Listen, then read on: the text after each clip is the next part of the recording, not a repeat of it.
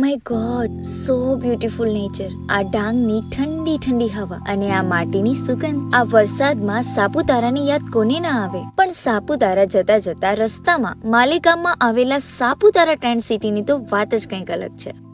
જંગલોની વચ્ચે આવેલા આ ટેન્ટ સિટીમાં પહાડોની સુંદરતા સાથે કુદરતનો નજારો કંઈક અલગ જ છે.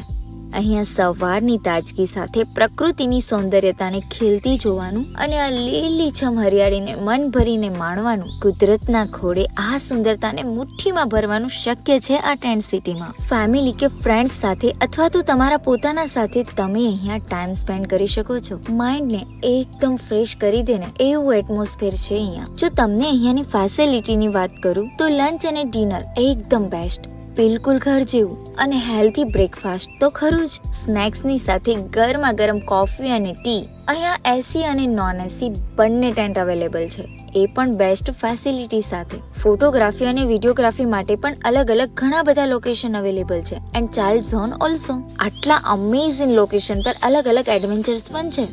હવે જો વાત કરું અહીંયાની રંગીન સાંજની, તો અહીંયા ગરબા નાઇટ સાથે એક બેસ્ટ ફેમિલી ટાઈમ સ્પેન્ડ કરી શકાય તેવા પ્રોગ્રામ કરવામાં આવે છે. આઈ enjoyed a lot. Thank you so much Saputara tent city. તમે પણ ના ભૂલતા આ રેઇની સિઝનને ઓર શાનદાર બનાવવી હોય ને તો જલ્દીથી જલ્દી આ ટેન્ટ સિટીને વિઝિટ કરો. Thank you.